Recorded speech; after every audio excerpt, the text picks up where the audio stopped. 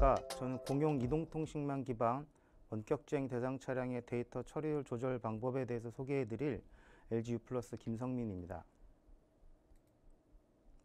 목차를 먼저 말씀드리면 이 표준이 어떻게 해서 개발되게 되었는지 배경 지식을 먼저 설명해 드리고, 그 다음에 표준 내용이 어떤지, 그리고 그 향후 계획은 어떻게 되는지를 설명을 해 드리겠습니다. 일단 원격 주행이라고 하면은 자율주행 차량을 원격지에서 조정하는 기술을 말합니다. 그렇기 때문에 그 원격 주행을 이해하기 위해서는 자율주행 차량의 주행 자동화 레벨에 대해서 먼저 알아야 하는데요. 전 세계적으로 같이 공용해서 쓰고 있는 자율주행 차량의 주행 자동화 레벨은 보시는 것과 같이 레벨 0에서 레벨 5까지 6단계로 나눠져 있습니다. 이것은 SAE라고 하는 미국 자동차 공학회가 2014년에 표준으로 제정했고요. 미국 국방부와 미국 도로교통부에서는 2016년에 이 SAE의 표준을 채택해서 지금 전 세계적으로 총 6단계의 주행 자동화 레벨을 정의되어 있습니다. 그래서 우리가 흔히 말하는 자율주행 차량이 자율주행 기능을 갖고 있다라고 하면은 여기서 보이시는 바와 같이 레벨 3부터를 의미를 하게 됩니다. 그러면 이 자율주행이 사실 빠르게는 2010년도부터 지금까지 한 5년 동안 아주 기술적인 발전이 많이 이루어져 났는데, 그렇다면 이런 것들이 좀 자율주행이 잘 되고 있느냐, 그 현황을 좀 말씀드리고자 합니다.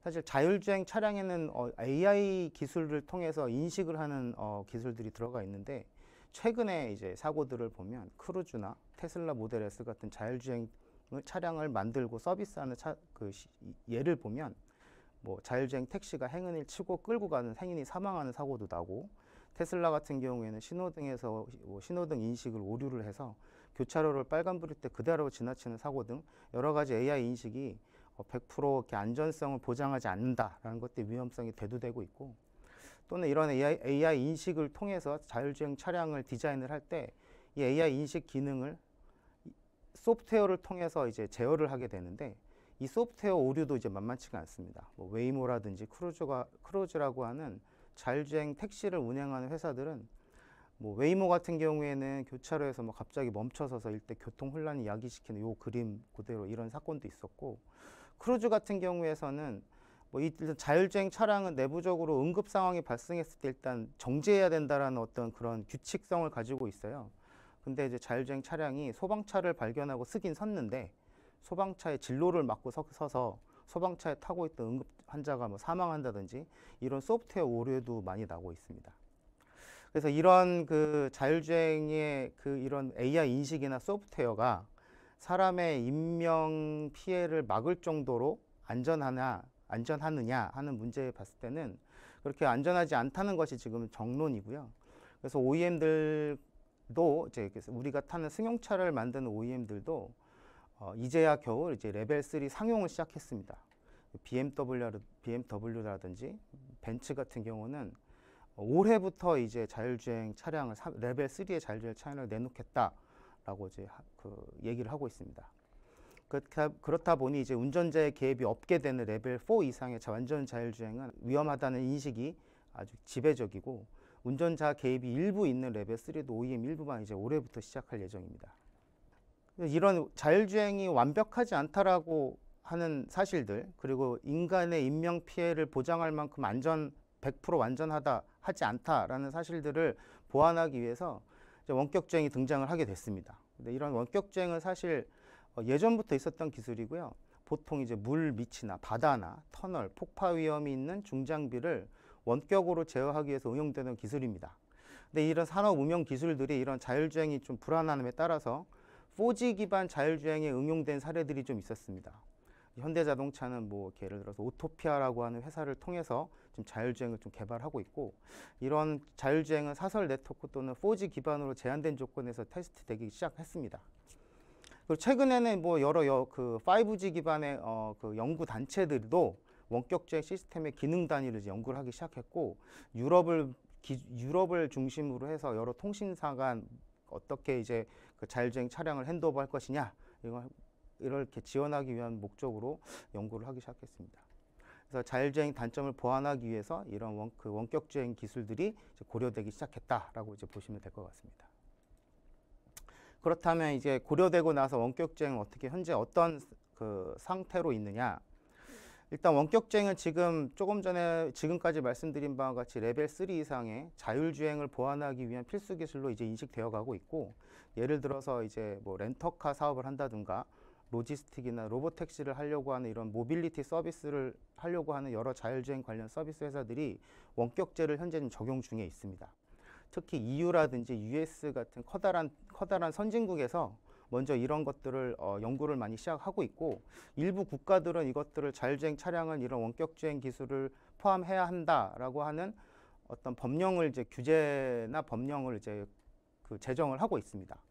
그리고 이제 이런 원격주행 기술들도 이제 표준화 시도를 지금 하고 있으며, 여러 단체들이 표준화 시도를 하고 있고, 이에 따라서 OEM들도 그 규제에 맞춰서 자체 또는 협력업체를 선정해서 원격주행을 개발을 하고 있습니다.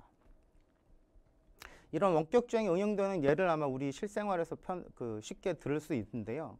뭐 예를 들어서 우리가 흔히들 많이 쓰시는 그 렌터카를 통해서 목적지까지 가려고 하는 유즈 케이스를 본다면, 먼저 집에서 차량 서비스를 호출할 수가 있을 것입니다.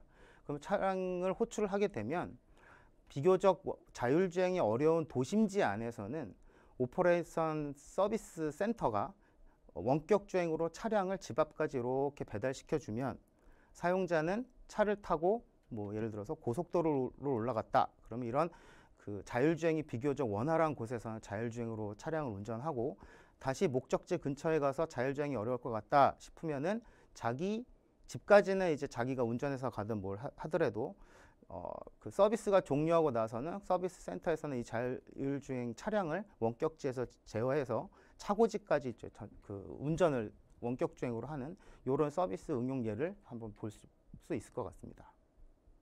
이런 원격주행을 개요를 설명을 해드리겠습니다. 말씀드린 바와 같이 원격주행은 자율주행이 불가능하거나 어려운 상황에서 차량 주변을 비추는 영상들을 전송하면서 동작을 하게 됩니다. 그래서 원격주행을 하기 위한 세 가지 기술 요소는 차량이 있어야 하고, 그다음에 원격지 센터가 있어야 하고, 차량과 원격지 센터가는 당연히 이동통신이 연결이 되어야 합니다. 차량에는 일단 차의 운전자 시선을 대신할 수 있는 카메라 4개가 전후 좌우로 설치가 되고, 이것들을 원격지 센터로 보내면 원격지에선 사람이 그 영상을 보고 마치 자기가 차량을 운전하듯이 운전대를 잡고 운전을 하게 됩니다. 운전을 하면서 나오는 제어 신호들은 다시 차량으로 가서 차량을 제어하게 됩니다. 그래서 이런 차량에서 가장 필요한 기술은 자율주행 레벨 3 이상의 차량이 구비되어야 하고, 그리고 기본적으로는 카메라 4대 이상이 이제 설치가 되어 있어야 합니다. 그리고 관제센터에서는 전송되는 카메라 영상을 출력하기 위한 모니터들이 있어야겠고요. 그리고 실제 운전석이 있어서 사람이 운전할 수가 있어야 합니다.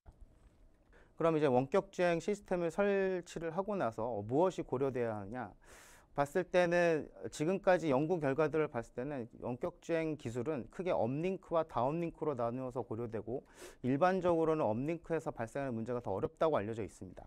여기서 업링크라고 하면 차가에서 발생하는 영상 신호를 관제센터로 전송하는 데 필요한 기술들을 말하고, 다운링크 기술이라고 하면 차에서 발생한 차량 제어 신호를, 관제센터에서 발생한 차량 제어 신호를 차량으로 보내는 것을 다운링크 기술이라고 합니다. 업링크에서는 영상을 압축해서 보내야 하기 때문에 실시간 영상 압축 기술이 필요하고, 그리고 네트워크 지연을 막기 위한 네트워크 지연 보상 기술이 좀 필요합니다. 이 두 가지가 가장 어렵다고 얘기하고 있는데요. 실시간 영상 압축 같은 경우에는 연구 결과를 보면 FHD 카메라당 5Mbps 정도로 압축되어야 된다라고 얘기를 하고 있고, 네트워크 지연은 차량에서 발생한 영상 신호가 관제센터로 가고, 관제센터에서 다시 제어 신호가 차량으로 올 때까지 총 시간인 라운드 트립 타임이 170ms 이하를 권장하고 있습니다. 그래서 차량에 만약에 카메라 4대가 설치된다면 업링크에만 20Mbps의 대역폭이 필요하고, 레이턴시는 100ms 이하 정도를 아주 기본적으로 요구는 하고 있는 것 같습니다. 이에 반해서 다운링크 쪽에서는 대역폭도 충분하고 속도도 빠르기 때문에 그렇게 큰 고려사항은 없는 것 같습니다. 따라서 원격주행 고려사항은 업링크 기술인 실시간 영상 압축 기술하고 네트워크 지연을 어떻게 막을 수 있겠느냐, 이 두 가지 기술이 핵심 기술이라고 말할 수 있습니다. 그래서 저희가 이제 표준을 제안하기 전에 원격 주행 대상 차량들이 그렇다면 지금 현재 5G 공용 이동통신망을 이용한다면 이런 원격 주행 요구 사항들을 만족할 수 있느냐를 이제 테스트를 해봤습니다. 그 테스트는 저희가 실제로 여러 도로를 기반으로 해서 업링크의 밴드위스, 스루풋과 레이턴시를 측정을 했었습니다. 그 결과로는 레이턴시는 제대로 만족한다. 즉 170ms 정도의 라운드 트립 타임은 만족할 수 있을 것 같다. 하지만 네트워크 대역폭, 스루풋은 불만족스럽다라는 결론을 냈습니다.